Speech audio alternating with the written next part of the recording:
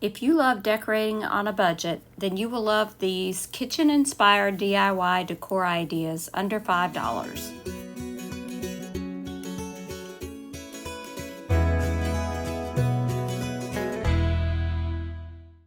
Today's playlist is hosted by Emily at Farm Charm Chic and guest hosted by Loli at Loli D's Creations.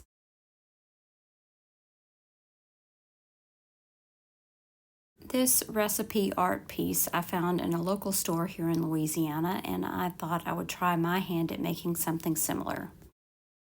I copied a Louisiana recipe out of one of my cookbooks and tore all around the edges so it would have a rough look.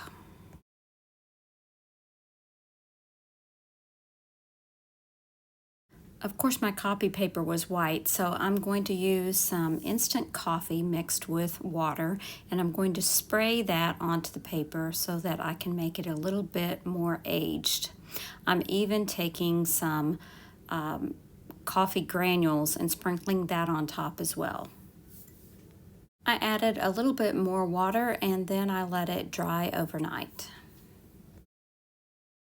This is one of the artist canvases from Dollar Tree, and this is fusion paint called soapstone, and I'm going to paint the edges and the front of this canvas with this paint.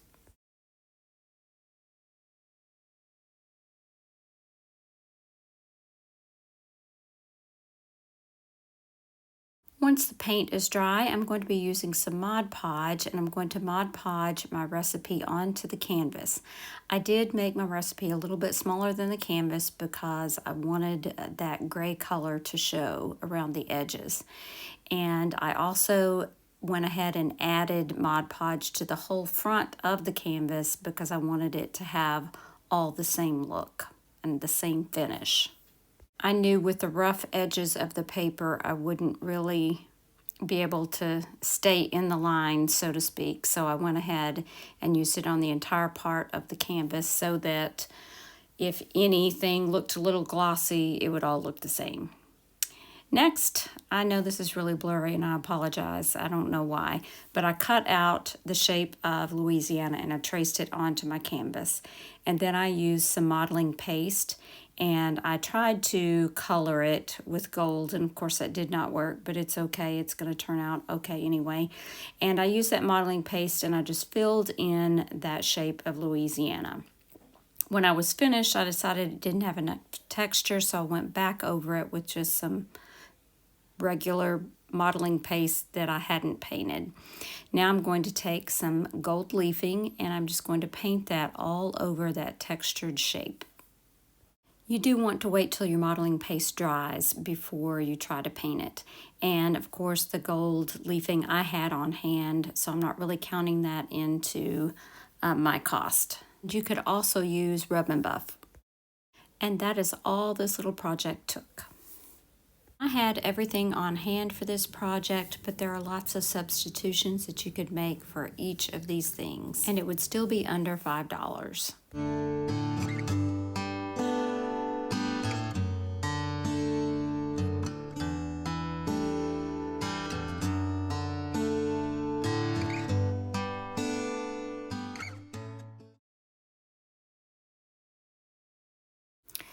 This kitchen art piece is inspired by something I saw on Pinterest.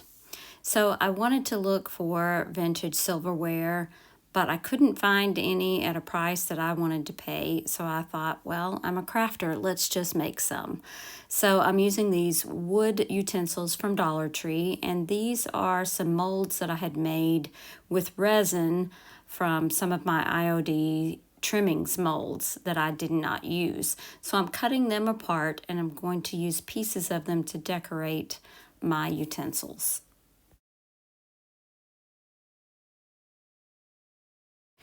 Once I decide how I want them shaped and get them cut to size, I go ahead and use some Quick and Thick Titebond to glue them onto the utensils.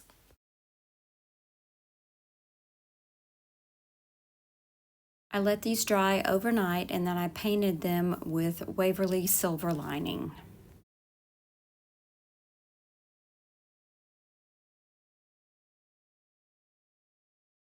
I wanted them to have a little bit of a metallic look like real silverware, so I used some silver rub and buff that I ordered in a pack with several other colors a long time ago, so I had that on hand, and I'm just kind of dry brushing over the front of the utensils.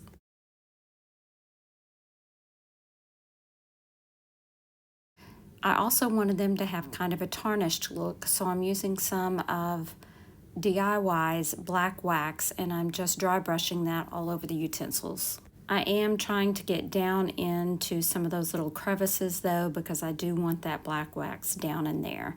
And then I just kind of wipe that off, and then I use that same baby wipe and wipe over the rest of the utensils.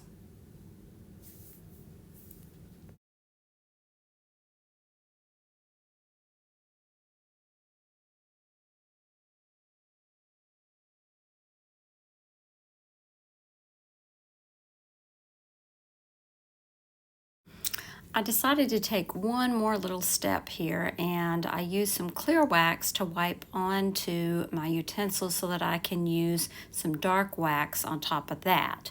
Using the clear wax first acts as kind of an eraser, so if you get too much dark wax, you can pretty much wipe it off. Because of the background I'm going to use, I felt like it needed just a tad bit of brown to kind of blend in with the background.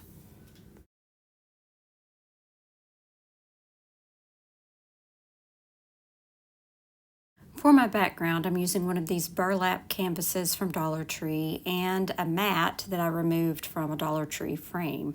I'm going to use Classic Caramel by Apple Barrel, and I'm going to paint that mat. It's the closest match I had to the burlap background.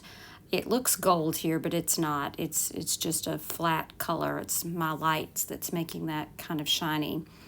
Now, once I get it painted and it's dry, I'm going to place my silverware on so I can decide exactly where I want them.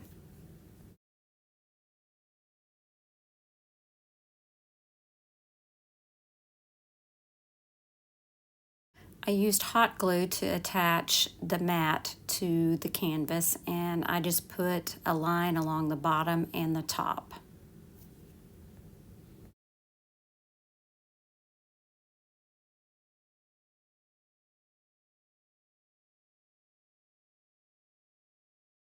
Now I'm ready to add the other pieces. I'm going to start with the knife, and I'm going to hot glue it on first.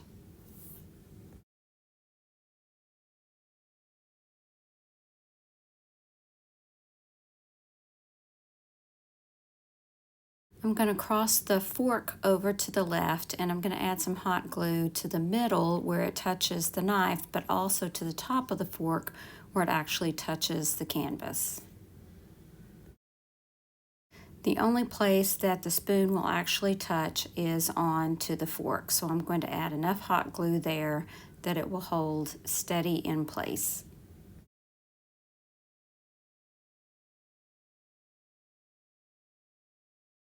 I really like this piece, and I especially like that I created my own utensils for under $2.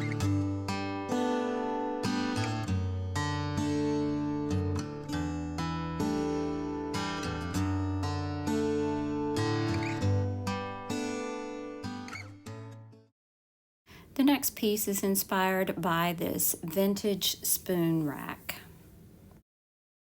I removed the banner off of this sign for another project, so I'm going to be using the back of this Dollar Tree sign. I'm going to remove the hanger and I'm going to fill in those holes. Once I have those sanded down and everything, then I can give it a coat of black paint. I'm also using these wood utensils that I have thrifted, and one of them I did have to cut down to make it the same size as the others. So I'm using some watered down antique wax, and I'm going to stain each of the utensils.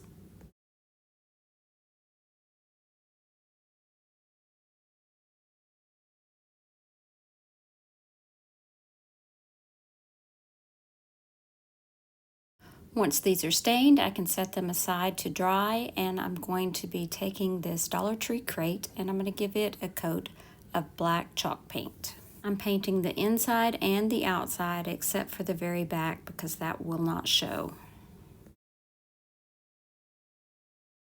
Now I'm going back to that sign and I'm going to give it a coat of that same Waverly chalk paint in ink.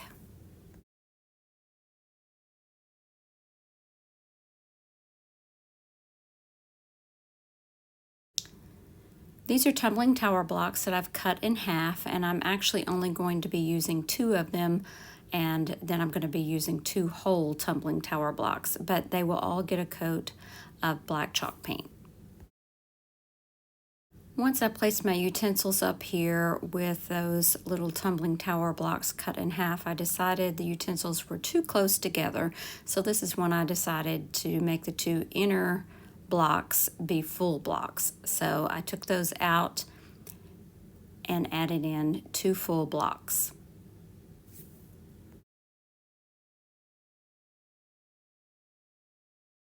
I'm using Titebond Quick and Thick to glue on my pieces, and I'm going to be using a carpenter square to help me keep it even.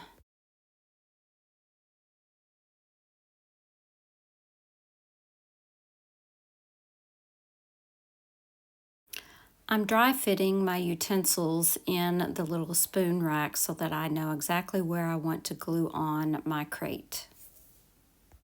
I did add a little hanger on the back, but I didn't end up hanging it. I just stood the crate on top of a candle holder in my kitchen, and I filled the little crate with some greenery. Another great little project for under $5.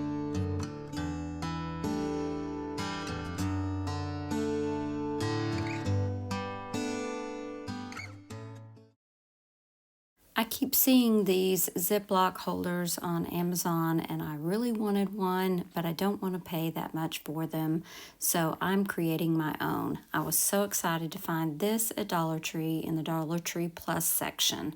So this is going to be very easy to turn into my own little Ziploc holder. So first of all, I opened the box once I could figure out how to get in it, and I removed the bags and set them aside. The next task was to remove these little pieces. Now, the first one, I removed those little tabs, and then I decided I really needed those little tabs in there. So I end up putting them back in the places that I had removed them, and I put a piece of tape there because I'm going to need that for support.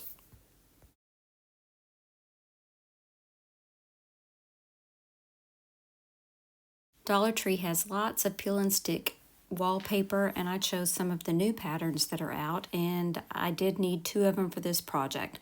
So I'm just trying to decide how I want it to go on there, how it's going to fit best, and how I can use most of one sheet before having to use another.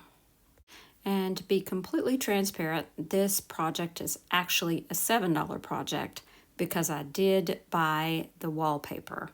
But I had wallpaper on hand I intended to use, and then I didn't like the way it was fitting together, so I chose to buy some more. So if you have some on hand, or even if you have wrapping paper or scrapbook paper, anything like that would work as well. So I just removed the backing and I fit that onto my box as best I could for the first piece. And then the second piece was a little trickier because I had to make it fit on the rest of the front with the second piece, and then I had to cut that piece to fit onto the sides and back as well. All in all, this is a very easy project. I did fold the rest of the second piece in half so that I could see exactly where the middle was so I could get it lined up correctly.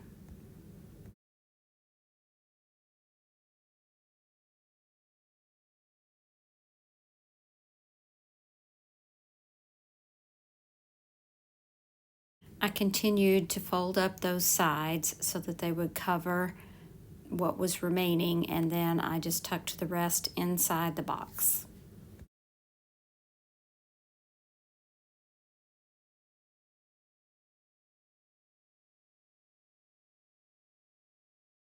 Now to cut out those holes, I used my craft knife and I just cut a slice in the middle, and then on the rounded parts I cut, as you're seeing here, kind of a pie shape, and then I folded it back.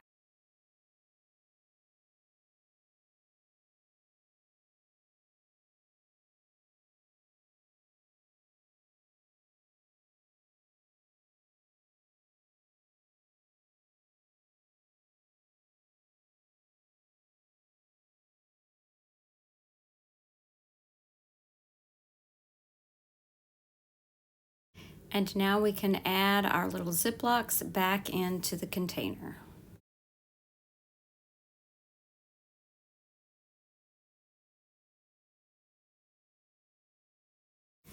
And so that I would know what goes where, I used my label maker and I printed out each of the labels for each of the Ziplocs.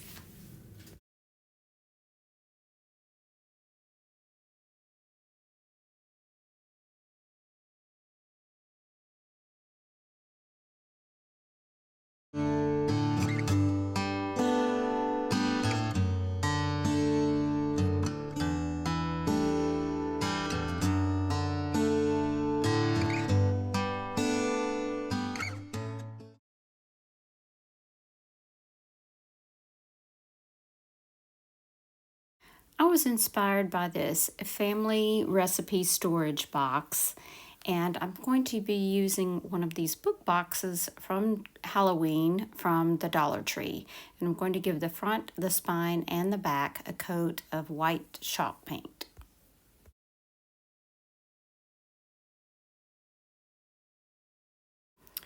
Next, I took some white tissue paper and I cut it a little bit smaller than the size of a piece of copy paper to put through my printer. So I'm using some painter's tape to tape around the edges so that it won't get hung up in my printer. Once I had it taped on all four sides, I made sure to fold over any excess tape onto the back. I took a few family recipes and then just copied them onto a piece of paper and then printed them onto this tissue paper. You could do it directly from the recipe cards if you wanted to. I was just testing it to see how it was going to look. So that's what I did. Now I'm just cutting this apart. I'm cutting off the tape and then I will have just the tissue paper left. I really designed this to actually Mod Podge just directly onto the box, and I kind of think that probably would have been better. But once I got it printed out, I thought, oh, well, I'll just use some water and pull each of the recipes apart. That way I can kind of place them more easily on the box where I want them.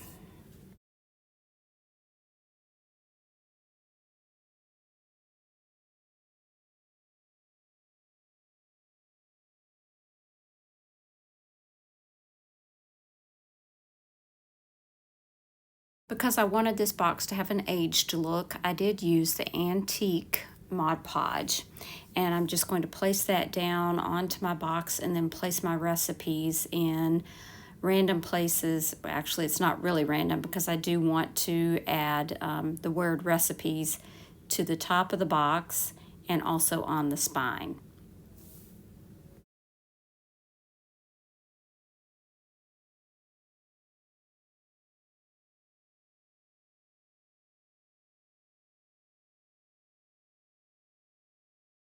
Instead of sanding away the excess paper, I'm actually going to Mod Podge it onto the other side.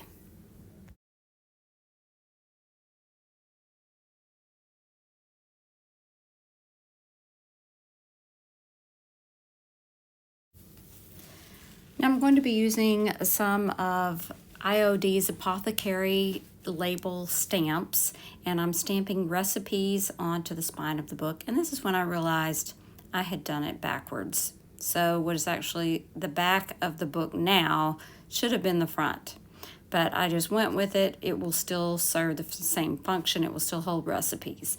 So this is supposed to be the front of the box, which is really the back of the box, but it's the new front. Anywho, I went ahead and stamped on the label and the word recipes.